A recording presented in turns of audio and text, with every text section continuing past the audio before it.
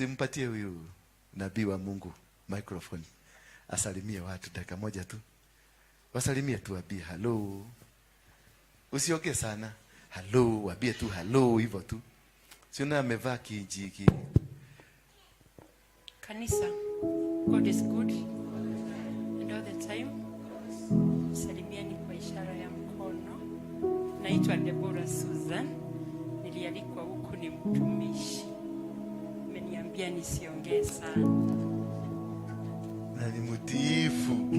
Ni mwega. Kuna another friend of mine pale. Mpatie microphone. Huyu akona kuya maroon.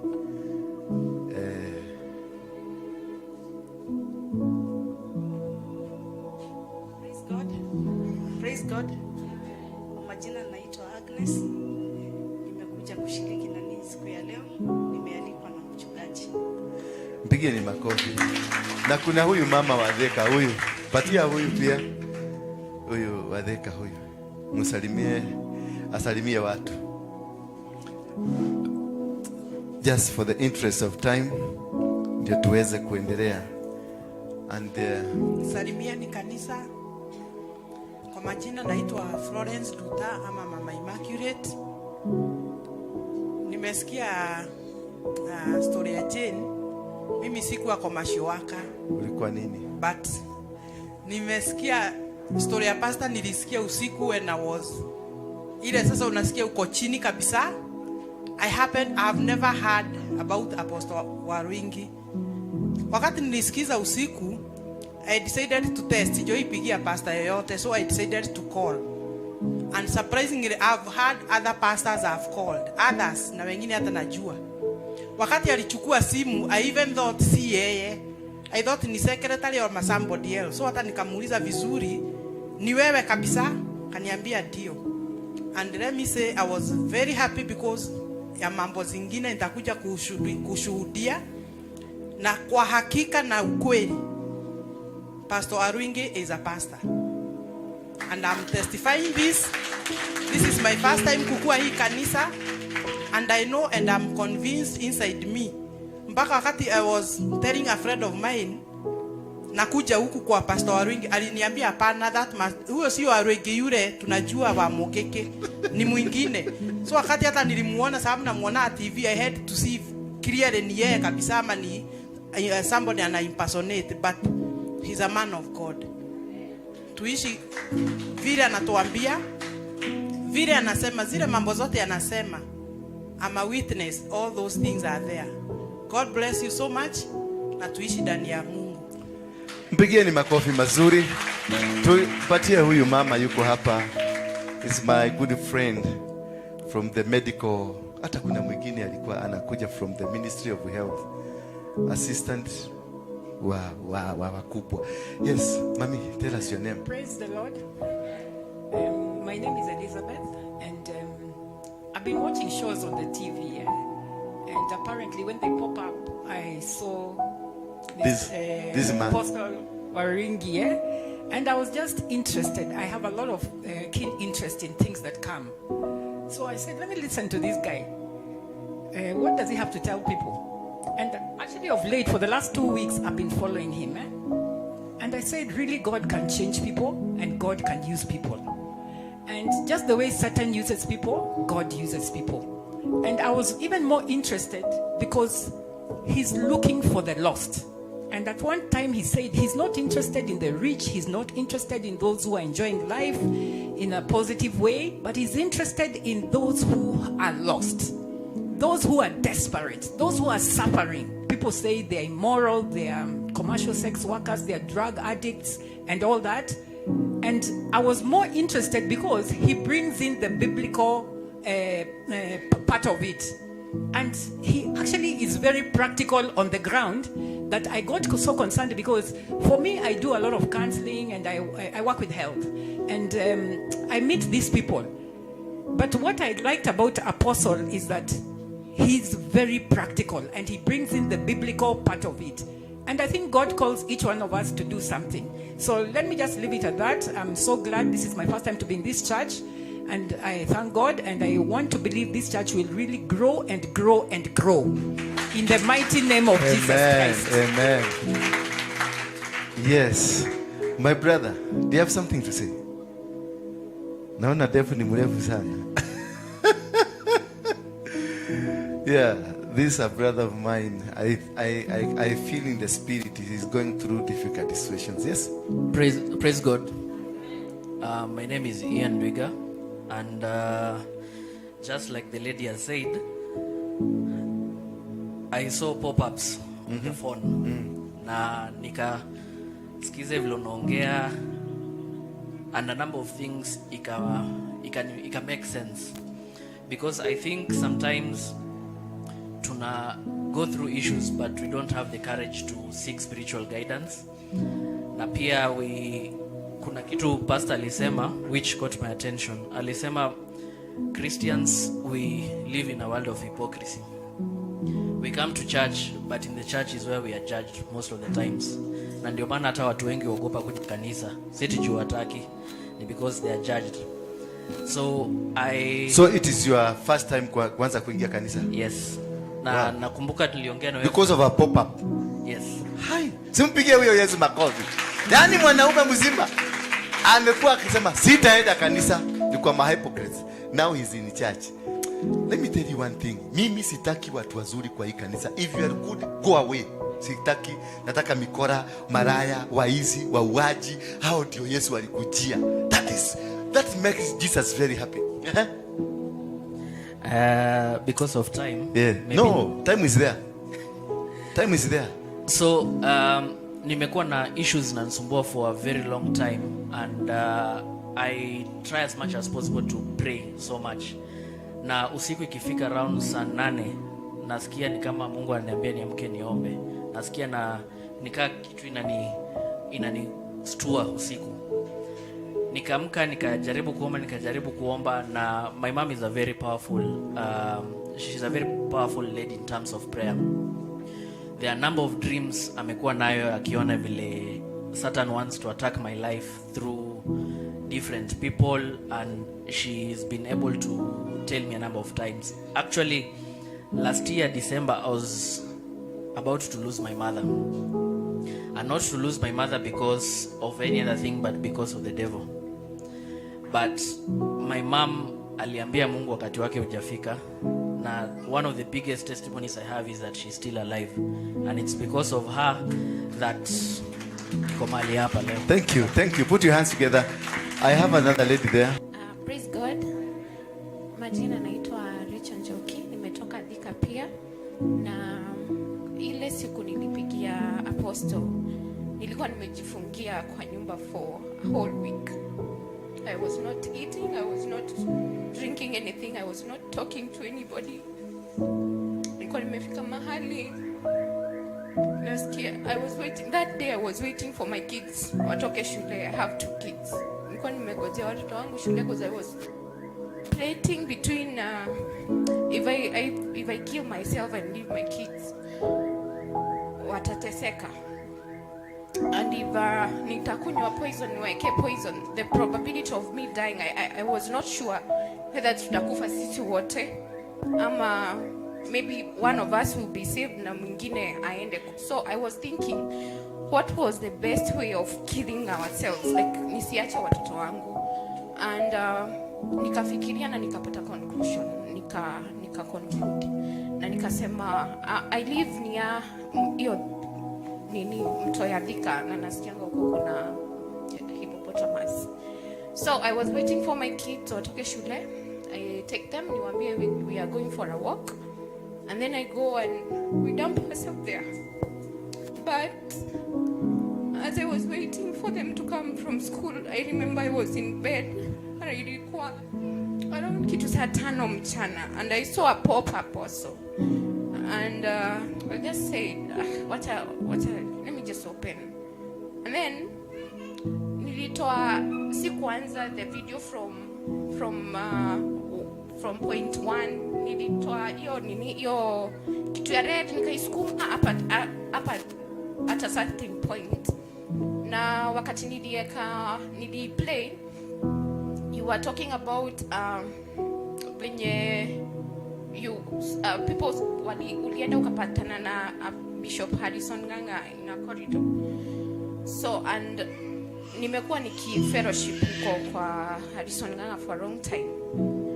And when you uliniambia people are saved na wewe ukabaki hapo, I felt like I should listen to the whole video. So I started from point 1 and I listened to the whole video, and I said also venye amesema let me just try this number. If he'll pick, then I'll cancel everything. If he'll just speak and listen to me, because me, I'm also suffering from rejection from when I was born. Like ujitafutie masomo, ujitafutie kila kitu, ujitafutie everything. And I remember one day I came to Nairobi after nilipitia children, so I've gone through a lot. Na mwenye alinitoa children, so akakuja kukaa na mimi. One day aliniacha tu akaniambia nafanya harusi, so ujipange. And I didn't know Nairobi. So I remember that lady over there akisema ati she was ready to sleep hapo Jivanji. And I remember nilichukua matatu za Kiambu without knowing where I was going to. That is when nilimaliza form 4. Na nikakuja nikakuwa hapo G. Na nikakaa hapo, and I was ready to now become a street child. Now I was just rescued by a stranger. Just a stranger. So unangangana na maisha. I think because of the forces of rejection, you're rejected by your parents, you're rejected by everybody. Even if you try even to do business, it's una fail to unapata. You have so much, people reject you, people hate you. So ilikuwa imefika mahali mimi niko na biashara, nimeweka biashara haijiripi, siwezi kulipa rent, siwezi kufeed watoto wangu. And I was like, I'm just fed up. Madeni, everything, people are calling you, you cannot even go outside the house. And I think nikafikiria tu, it's just too much. I've really tried for 31 years. I've really tried to struggle to live. And I felt like, no, I won't live again. So the moment Apostle picked my call and he listened to me. Na akaniambia, fanya hivi. I was also not believing ni wewe.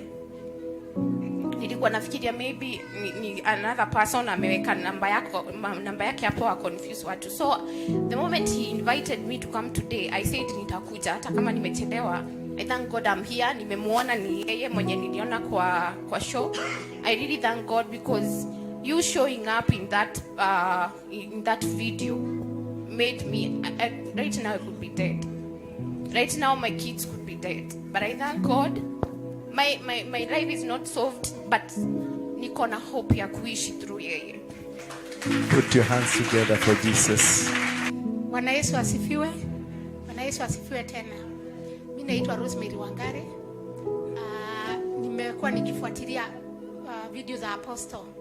I've been following like for about 2 weeks or thereabout. I didn't know about him before that, but I just went to YouTube one time and I saw one of his videos, so I started watching.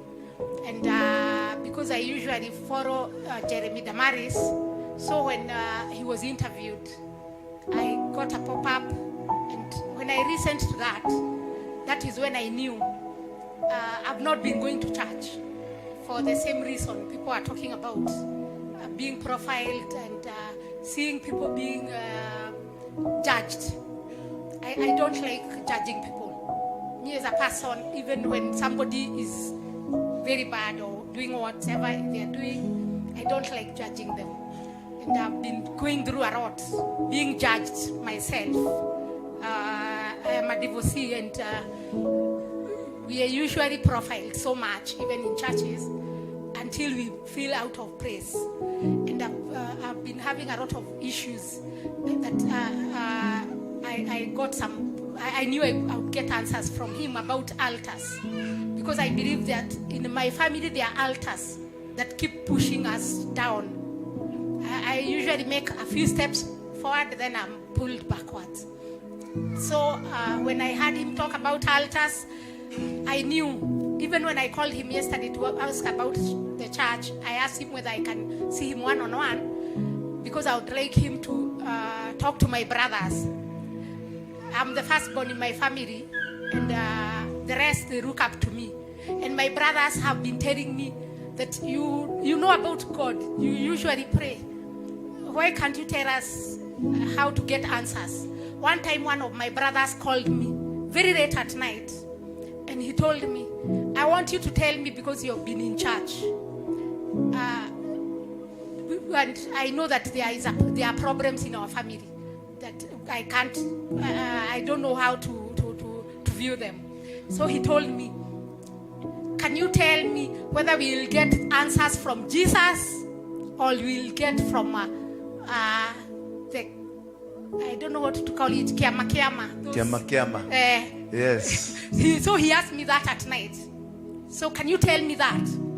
And like a month ago when I went to my home up country, because my brothers, they do business even here in town. One of my brothers is very good in IT. But the enemy has pulled him, or the altars have pulled him back to our home. That is where he is now, very desperate, the one who follows me. So the other one, the youngest. How old is he?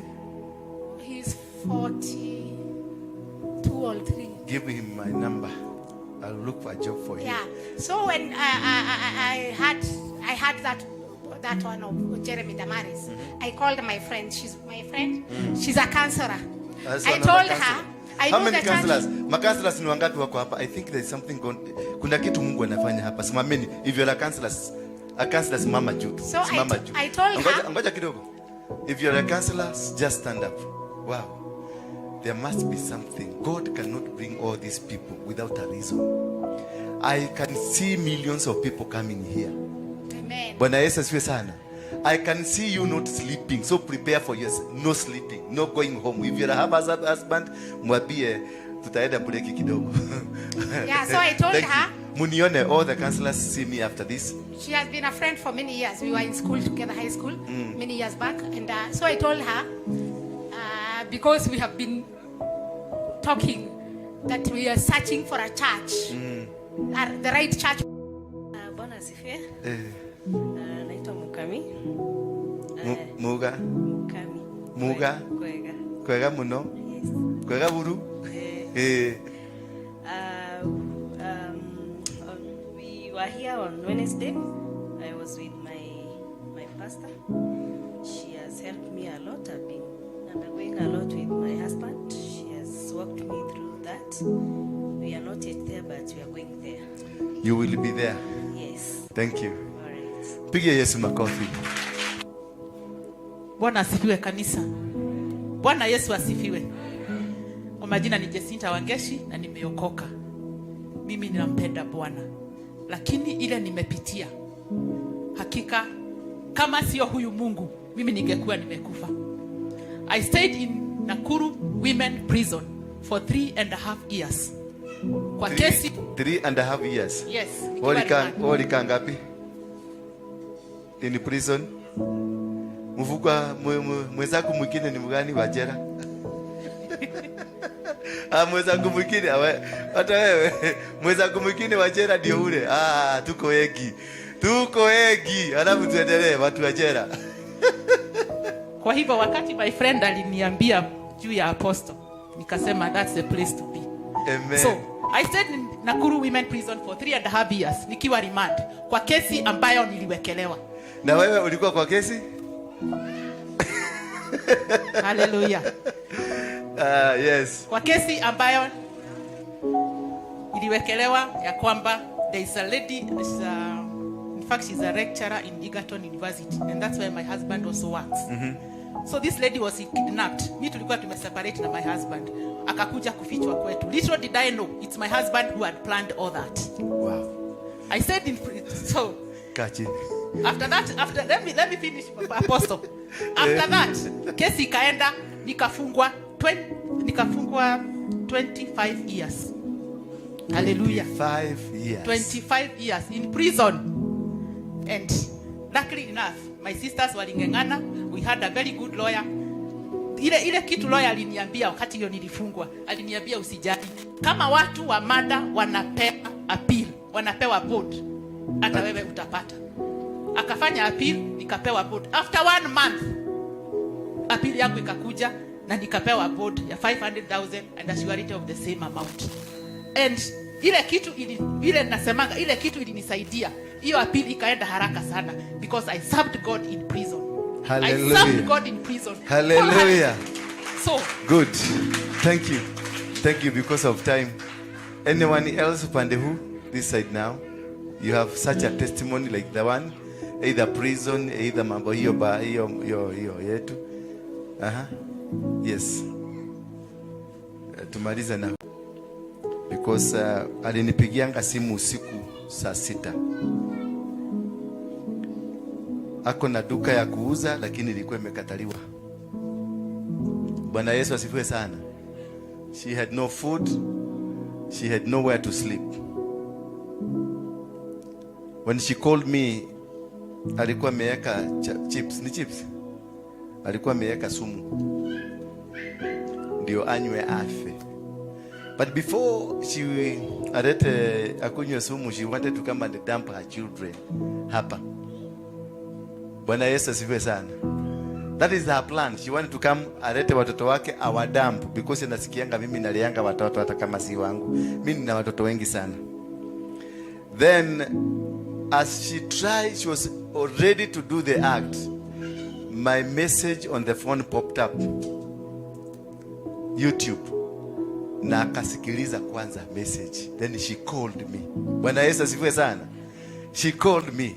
Aliponiita tukaongea vizuri, akaniambia mimi ni sex commercial worker ama nini? Ni commercial sex worker. Brothwell. Alikuwa ndani ya Brothwell. Na ni wengi. Tukaongea na yeye. Niliposikia huyu ni hali wa huko, niliongea vizuri, lakini kwanza nilikuwa cautious. Very cautious. Asikue anarekodi ndio waende wakasema sikiliza pastor. Tulikuwa tunaongea na yeye. A special favor. Mwambie mwenzako a special favor. Decision number 1, let's read in the book of Romans 12 verse 1 and 2. I beseech you therefore, brethren, by the mercies of God, that you present your bodies a living sacrifice, a holy acceptable to God, which is your reasonable service. And do not be conformed to this world, but be transformed by renewing of your mind, that you may prove what is that good and acceptable and perfect in God. No matter how saved you are, no matter how saved you are, your level of thinking and understanding of things will determine how far you can go. Kuokoka watu wengi sana tumeokoka, lakini tumekuwa wajinga. Maana tumeambiwa shika waya hapo juu, ruka juu, kwa sababu all of us tumebadilika, tumekuwa watu wanaitangwa miracle seekers. Yes, Jesus said, ask and it will what? It will be given. Knock, pray and it will be answered. Ask, it shall be given. Knock, the door will open. People don't understand. Hakuna watu wanaelewa kwa hiyo ni kusema nini. Wanafikiria ni sasa kuobari babarana katetete hivyo. Hapana. Anakuambia omba na utajibiwa. Na ukikosa kujibiwa, wacha kuomba maombi mingi, wachana nayo. Bwana Yesu asifiwe sana. Ukikosa, ukiona maombi, umefanya maombi, umeenda Katoroni, umeenda Heaven's Gate, umeenda kila mahali, you are all over praying. Now there is nothing is happening. Then stop praying. Wachana na hiyo maombi. There is something wrong. That is why he told you, ask. After you have done the prayers and the prayers are not being answered, now go back, ask God, why are you not listening to me? Ni kwa nini Mungu hunijibu? Nimekuomba, nimeenda milimani, nimetoa sacrifice, nimetoa inaitwa nini? Nimevuja madhabahu, nimefanya hii, nimefanya. That is you go back. Anakuambia go back. That is statement ya Jesus Christ. Stop praying. Now ask. Nenda kwa Mungu muulize sasa, ni kwa nini haunijibu? Nimekuongelesha, lakini haunijibu. Najua uliomba ukiwa prison na hakukusikia, Najua uliomba. Hati kila mtu hapa najua ameomba sana. You've been praying. Unaona ndoa yako ni kuanguka inaanguka. Unaomba, unatoa sadaka dhabihu kwa mapasta, kila mapasta. Every church unajua huko. Mali unasikia kuna neno mzuri. Boma yako itakuwa mzuri, unakimbia huko na sadaka. Now that is the time of asking God. Ni kwa nini Baba haunijibu? Naye Baba atakujibu. Atakuambia reasons. That is where now you seek to know. Uji understand. Ujue ndio nakuambiaga. Before you even bring your sacrifice here. Before uanze kufanya mambo mingi sana. Understand yourself. Jiulize maswali. Why ni kwa nini kwetu kuna divorces? Ni kwa nini kwetu hakuna mwanaume ameoa? Kwetu hakuna mwanamke ameolewa? Kwetu hakuna mtu ako na kakitu? We are all poor. We are all suffering. We have nothing. That is now you are asking. You are not praying. You are asking. Unaangalia kwa mama yenu unaona kama kwao wameolewa, unakuta kweli kwa hakuna doa. Unaenda kwa baba yenu unakuta ni walevi wote, unakuta hapo. Sasa unajua hapa kuna madhabahu ya nini? Ya doa. Na hapa kwingine kuna madhabahu ya nini? Ya ulevi. Unajua wewe ni product ya vitu ngapi? Bili. Now you are asking God.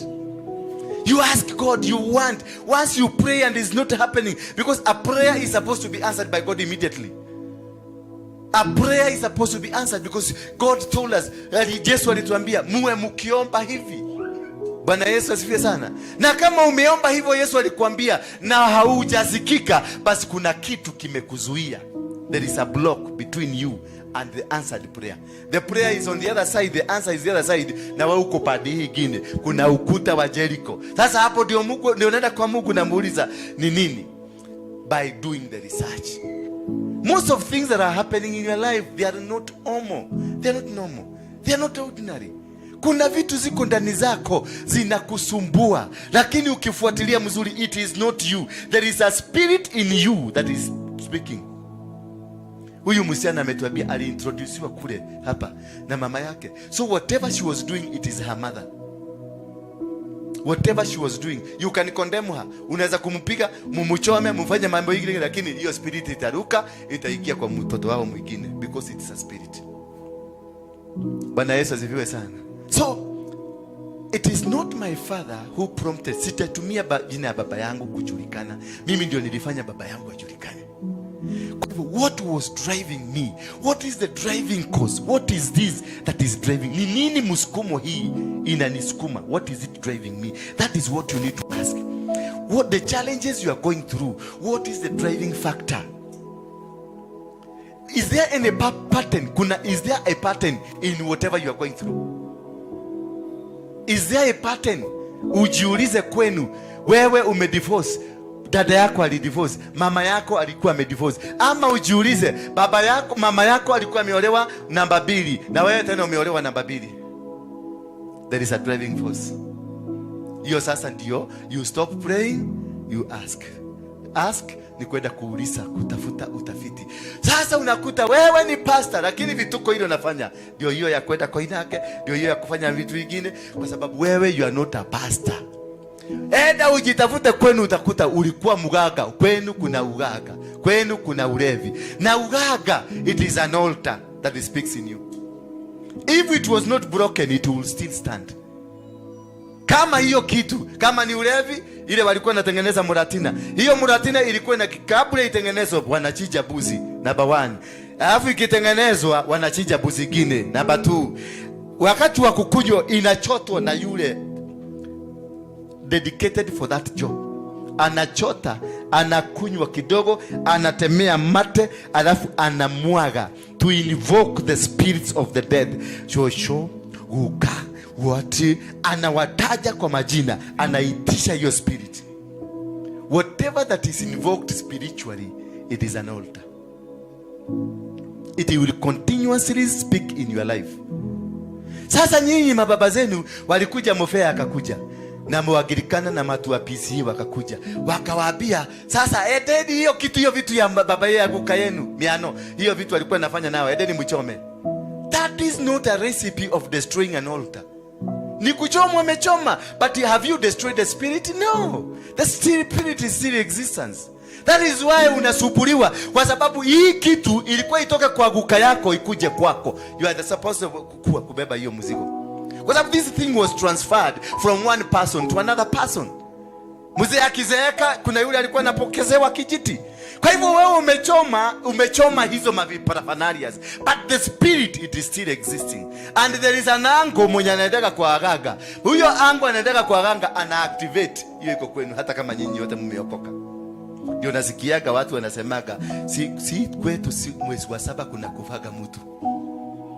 Bwana Yesu asifiwe sana. Mwezi wa 5 lazima kwetu kutokee accident. Mwezi wa 2 lazima kwetu kutokee jambo fulani. Kwa nini? Hiyo mwezi ndio walikuwa wanatoaga sadaka ya kuchinja.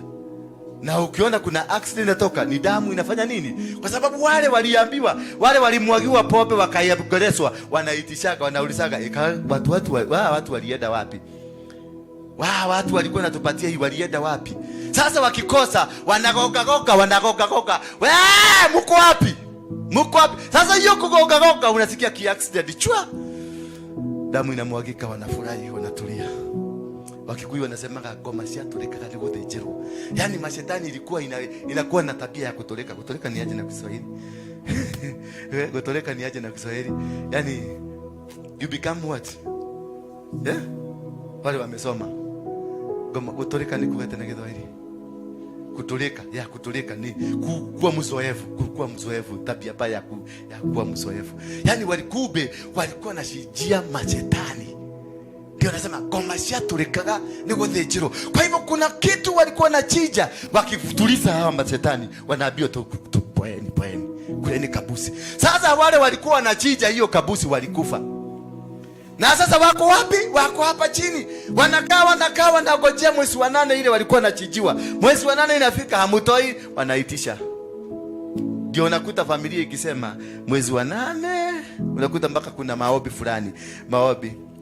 Sasa hiyo unakuta katosha manye mwali wena na twete huje moke matohoere. Na wahuje wakimaliza kuomba, mkitoka hapo, kwa sababu wamesikia mlikuwa mmeleta maadui, mkitoka hapo nasikia kagari ya wa familia watu 8 walikufa wote. Mkiambia wacheni ujika. Bwana Yesu asifiwe sana. Because that's the mistake again we are doing. Going to people who does not qualify to help you out of this situation. Because unakuta mimi ni pastor lakini mimi ni mganga. Na umeniita nikuje nifanye hiyo kafara. Ile sadaka mtatoa siku hiyo ita activate because I am mganga. Na wale wanaitisha ni waganga. Ina activate. Huko si hapa. So you must understand, who is this who is your spiritual father? Who is this that is a spiritual mentor? Anybody that is a spiritual leader in your life, you must investigate. Hata mimi nichunguze. But most of us, unakuja kasimu unasikia mtoto alishikwa. Na wewe umeshikwa. Sasa tutasema ati ana moyo. Mtumokosho ni moro. Osho modo mukane muishi. Oi ona ihesi akere na ko yaira. Ati hata watoto wake ni waizi. Haya ni mwizi, watoto yake ni waizi, hata vijukuu ni waizi. Hata ukienda wakiangalia hivi, wakikuangalia hivi simu inatoka tu kwa mfuko inaenda. And you are condemned. Na kutoka hapo, everybody isolates you. But you did not want to ask. Mbona mtoto akue mwizi? Mama akue mwizi? Hata shosho ukifugusa mzuri alikuwa mwizi. That is, you don't need to condemn that person. You need to ask what it is. That is asking. Now that is you stop. Unawacha ujika maombi mingi yali na mobori na katarababa. Unakuta kama mtu. The more you are praying, the more you are becoming poor. That is why Christians are poor. Very poor. The largest number of poor people ni Christian. And the largest people going to heaven ni Christian. How will you go to heaven? Unaenda kufanya nini heaven? Umekamatwa na umasikini hapa duniani. Unaenda kufanya nini heaven? Utakubalika. Wanajua masikini inakuja. Huko heaven hakuna masikini. Ni watu tajiri because huko ni kwa Baba, the owner of silver and gold. Bwana Yesu asifiwe sana. Why is he called the owner of silver and gold? He is the king of kings. I am a child of a king. I should live like a king. Genesis 20, chapter 1, verse 28. And God blessed them. And he told them, be fruitful and multiply.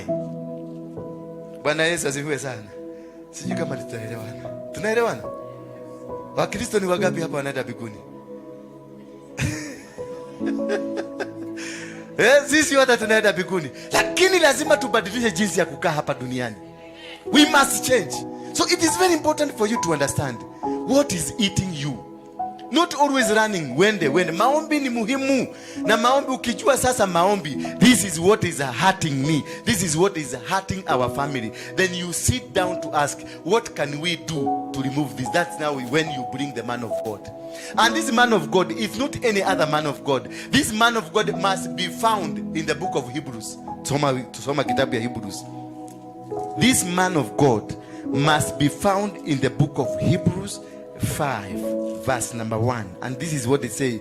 For every high priest taken from among men is appointed for men in things pertaining to God, that he may offer both gifts and sacrifices for sins.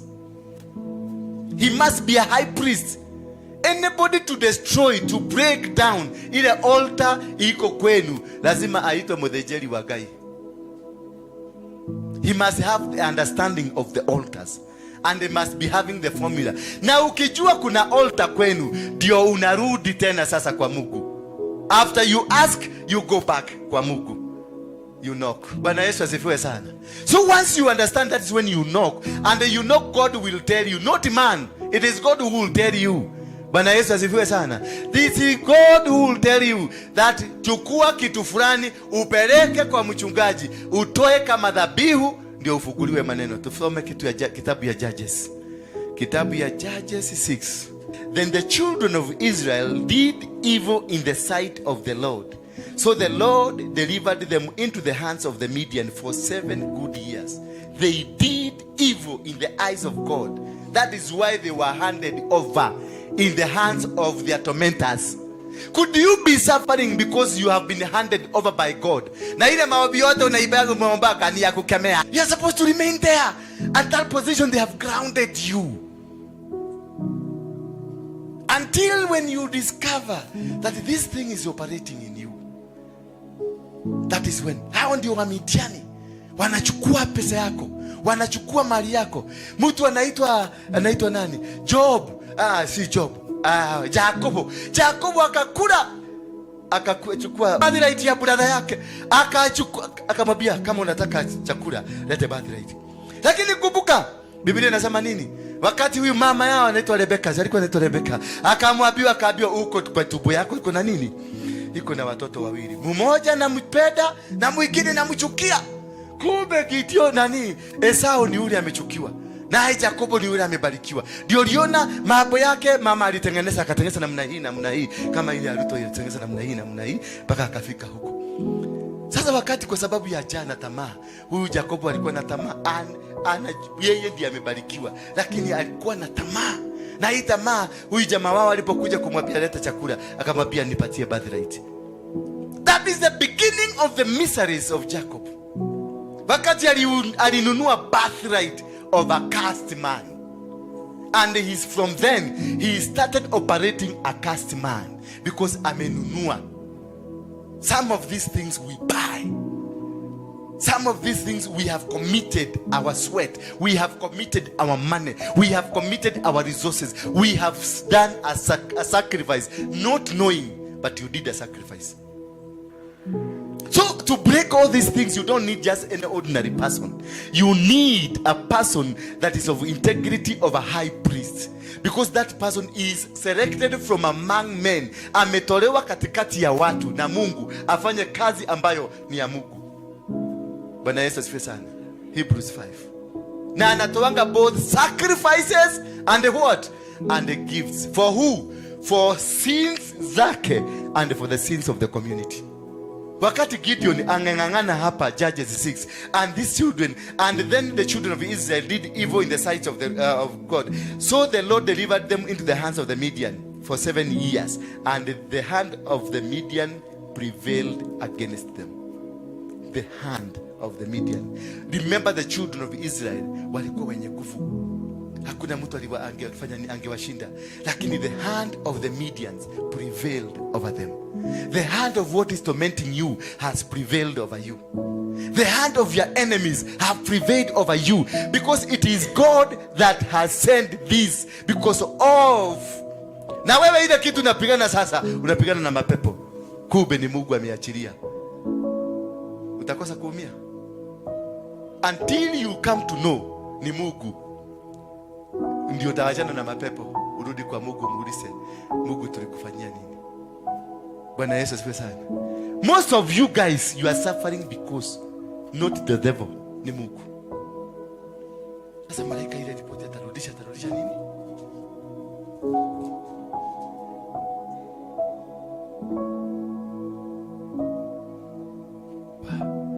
Nani huyo?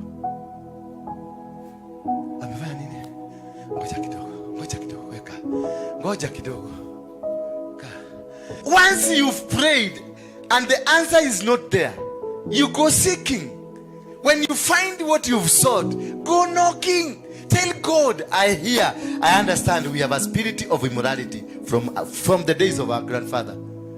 Now God will tell you. Akamwambia Gideoni, malaika akakuja akaambia Gideoni, Judges 6, akaambia Gideoni ya kwamba wewe utashinda hizi vita. Naye akamuuliza, nitashinda vita hivi namna gani? Na mimi ni mchanga, I'm the last born in our family and we are least in our clan. Naye Mungu akamuita, you man of valor. For him is seeing himself as a small boy, as a minute community, but God kule mbinguni anamuona kama mighty man of valor. You are mighty men and mighty women, but the way you look down upon yourself, you are so hopeless. But God sees you as mighty men of valor.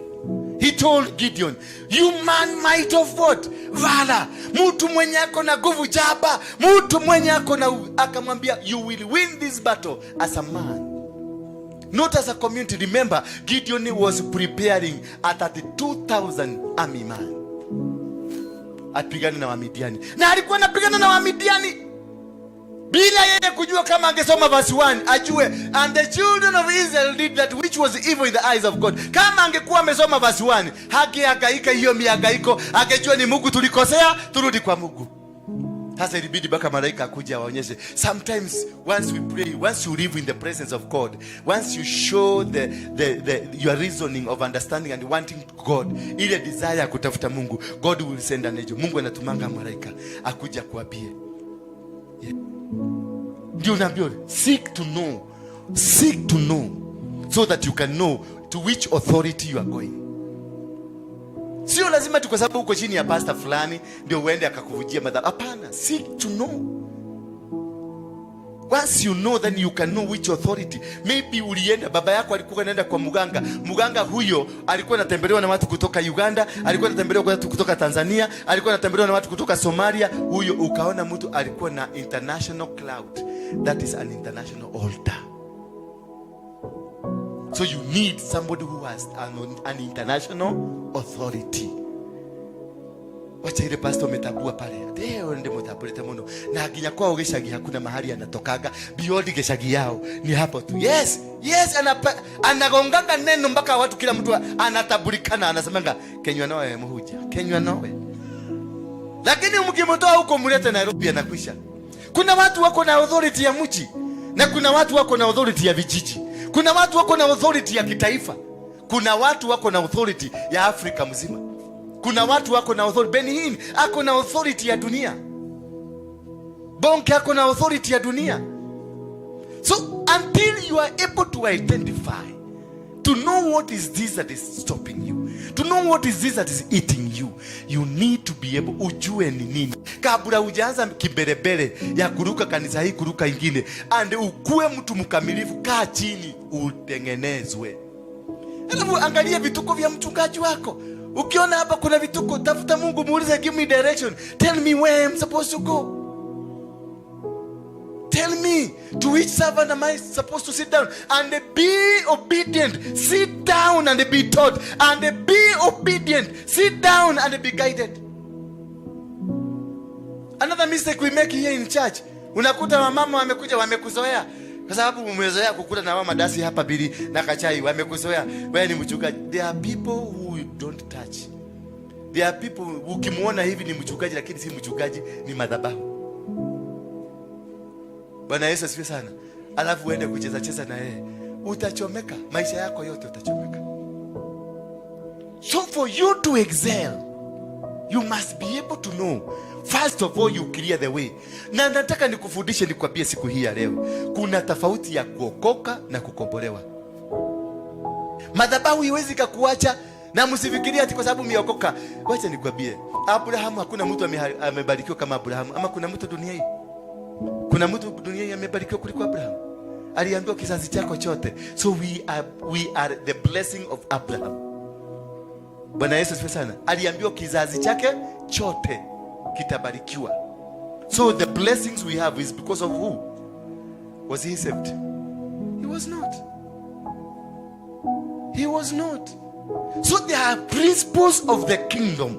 The principles, ku understand the principles ya kule mbinguni zinataka aje. Na hizo ndizo principles unakuta watu wa kwa shetani wana apply, watu wa Islamu wana apply, watu wa Hindu wana apply, kila watu duniani wote wana apply. Mungu akaniambia there is a generation waiting for you. Uanze kazi, wabadilike. Why are you here? Msema kanisa uendake. Walisema kanisa uliwacha kwenda. Lakini because of seeing me kwa kasimu mmekuja kanisani. Hawa wana wa Israeli hawakuwa wanajua wa Midiani ni agent wa Mungu. Hawakuwa wanajua as they are calling themselves that we are God people, the Midians also were God people. So there is no way you can fight, God can fight himself. Until a time wakati Gideoni aliambiwa, nenda kwa zizi ya baba yako uchukue ng'ombe wawili, uende kwa madhabahu ya baba yako, uvunje hayo madhabahu, uchenje ng'ombe wa kwanza uvunje, alafu ujenge madhabahu ingine hapo, unauchinje ng'ombe mwingine. That is when they knew kumbe shida ilikuwa si wa Midiani, ni baba yetu. There are people who are suffering because of their parents. There are people who are suffering because of their great grandparents. There are people who are suffering because kule umeenda kukaa kama mtoto wa kiroho. Unaweza kuja hapa usafe, yet I'm preaching the word of God, lakini you are not supposed to be here. You are supposed to be somewhere because we are called differently. Bwana Yesu asifiwe sana. Wangapi wamebarikiwa? Wangapi wanasikia nilikuwa nimeanguka, ninataka kuokoka? Inua mkono wako juu. Simama tu. Simama tu. Unasikia kwa hakika I have not been right with God. Simama tu. Kuja hapa nikuombee. Kuja hapa mbele nikuombee. Now you will see what God will do in your life. It will be enormous. It will be enormous. Badi ko mode. Korago ile. Badi ko. Dina ugedia mudulira halaja. Ujihisi na hiyo mafundisho tumepeana. Ujione, ujipige picha, uweke kwa x-ray, uone what you've done. Is it right? Do I need redemption? Do I need God again? Do I need God aingie kwangu, afanye x-ray, anionyeshe direction? When you have lost direction of your life, of your spiritual life, you become a vagabond. You don't understand anything. Utatumiwa na kila mtu, na mazingira yako itakuwa ya uovu. You will never succeed. But the day you discover and rediscover yourself, unarudi kwa Mungu, he will make you a son or a daughter. Huyu mtoto alikuwa ameambia baba yake, nataka tu nikuje tu nikuwe kama mfanyikazi, lakini nikaange kwako. Lakini naye Mungu, huyu mdosi akamwambia, no, you are still my son. Your position is still there. I want to assure you tonight that your position with God is still there. Your seat as a son, the seat of you as a daughter is still intact. It is waiting. Nobody can substitute you with sonship or daughtership. Nobody can remove you from the will and from the presence of God. He will protect. And whatever he said of you will be renewed to you. Hata nashindwa nitasema nini. Because nilikuja hapa a very dejected woman. Kiniangalia hivi unaweza fikiria I'm very alright, but nilikuwa na shida sana. I had already given up on my marriage.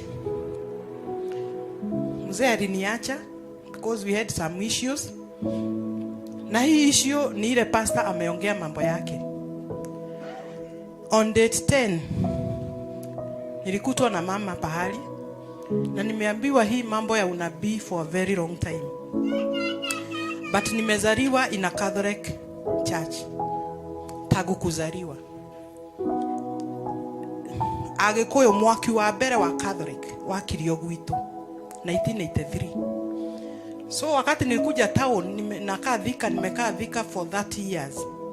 Sijawahi enda kanisa ingine. Because I usually have fears. Niende hii kanisa, niende hii ingine, so I was always fearing. But deep inside kuna kitu ilikuwa inaniambia I'm different from Catholic. Because hiyo miaka yote kuna pahali niligundua mambo ya kuomba rosari. So personally sikuwa naomba rosari. Niliacha. Lakini nimeishi kwa hiyo kanisa. Ikafika pahali right now as we are talking niko na miaka 2 sijaingia kanisa. And I'm a full confirmed member of a CWA. I was even a leader. Lakini Mungu akatoa hiyo kitu ndani yangu kabisa na nikashindwa. But I've been having this prayer because watu wengi wamekuwa wakiniambia wewe ni nabii. Different people from different corners. So mimi nikaambia Mungu, mimi sitaenda kanisa yoyote mpaka uniambie ile kanisa nitaenda. Sababu sitaki kwenda KAG, niende full gospel, niende sijui gani, I don't want. Na sitawaenda. Na nikaambia Mungu sitaenda kanisa yoyote mpaka unipatie church. So when I listened to Apostle, something inside me ikaniambia this is the church I want to be in. Surprisingly mzee wangu alikuwa ametoka kwa nyumba 2 weeks hatuja. Actually nimekuwa mpaka nikiomba food sababu mimi sikuwa najua kuiba pesa ya mzee. So wakati alienda I literally had nothing. Nilikuwa naomba food, naomba fare mtoto wa kwenda shule na tukanyamaziana hivyo. And I have gone through a lot of things. But wakati nilikuja hapa nilikuwa hata nimeambia mtumishi mimi hata hii dawa sitaki. Todrona tarikio kina thina hari ni. Nilikuwa I had given up. But nilikuwa hata nimeambiwa huyu ndio mzee wako na hamtaachana, but sikuwa hata naamini. Nilikuwa na shida hii ni nini? But I have also gone through a lot. Nimepata accident kama 3. Hii mguu yangu inakuwa na chuma. Wakati nimekosa kutumikia Mungu, Mungu ananipitishiaka kipahali. Yaani hivyo tu umesikia mtumishi amesema. Nimeumwa na mbwa hii mkono ikanishika ikanivuruta because I refused to preach. I have a 53 mahubiri 53 nimeandika kwa kitabu nimeziweka. Na sababu nimekataa kuzihubiri, God told me he'll deal with me mpaka ile siku. Lakini nilikuwa na shida, how do I preach? Nitaanzia wapi? Nitaenda wapi? So the few places nilikuwa naenda, hiyo jera nilienda 3 months. After kulia juu nimewekwa in the wrong way, nilianza kuhubiri huko jera, naomba watu wanatoka. Lakini mimi naachwa huko ndani. Hivyo mhubiri amesema nikifikiria kitu ina happen. If I say something with my mouth, lazima ifanyike. Nyumba yenye ninakaa saa hii ni Mungu niliitisha. Nilikuwa mpaka na gari, nikachoka kutembea hivyo amesema. Mungu akanipatia gari within 3 months. So tumeachana na mzee na hiyo sasa nimemaliza. Nilikuwa nimefika pahali nasikia sasa kujirusha chania. Lakini sikuenda, sijui what happened. Lakini wakati mimi nilikuwa sasa nianze upya, maisha nikae sigo na nikue hivyo. And that was it because now si mzee wangu amenikataa. I also have that spirit of rejection. Nikiwa hapa, my husband ameniandikia message. Somebody you have not communicated for 2 weeks. Akaniambia message iko hapo. He cannot continue living alone. Hata sikuamini. Wakati niko hapa nikikuja begging, heo ilio, God is working on the other side. That thing, hata sijamjibu. Ameniambia ni mgonjwa ako Embu na hawezi. We need to meet and talk about this thing. Na ile kitu inafanya ndoa yangu iharibike ni madhabahu. Altars. Kwa familia yangu, my own. All my brothers, we are 6. 3 of them. Hakuna akona bibi sahi. Wote wameenda. And they are very good. Si hata uwezi sema ni nini. But when you see naenda naongelesha mama yangu, so me, I didn't know where to go, what to do, because my mom is Catholic. Where do I go? To remove these altars, I go to the wrong authority. Naenda naita father, sorry to say that, naita father akuja atoe madhabihu. It was not working. My sisters, 3 of us, we are married, yes, but we have problems. My name is Duta. All Dutas in my mother's side, 9 of them, they have asthma. All of them. Even me, I was using another very costly drug. I have high blood pressure. Yani vitu zinakufuata, but kuna kitu ndani yangu ilikuwa inaniambia I have landed in the right place. When I came here, I have never felt sijoienda pahali ingine. Na that is why I decided to get saved. Nisijoiamua kuokoka because sikuwa natakaga vituko, umeokokea sijui wapi. Nimeokoka siku ya leo. Na nitadumisha hii wokovu. Because this is the place I'll follow. Na muhoere Ngai muno tondu riumaga thika. Na fair na managa ini ariheaga. Because nataka, I have been saved today. I want to be delivered. And Apostle you ata deliver our family. Tondu rete jerete mami nega gwethera mundu uri okaruta mathina ma guku gwitu. Because hizi vitu zinatufuata na my mama anajua. Na nikamwambia usiende kwa watu wengine, nitatafuta mtu. Na my mom believes in me. My brother about a month ago alipata accident. Kwetu kuna roho ya accident. Na niliambia ni hivyo tu, mwezi fulani ikifika, damu yenye ilikuwa inatolewa haijatolewa, something happens. And I know this is the beginning. Let the devil know this is the beginning of our salvation, of our deliverance. Dada Jane amepata shida sana, but I'm saying this, hata nipate hizo shida, hata kama itabidi nikutembea nini deyaragia kafanyikire super metro demere muniweke Nairobi, sina fare, but I'll come here for the deliverance of our family. Bwana asifiwe. Thank you. Simpige makofi kama hauna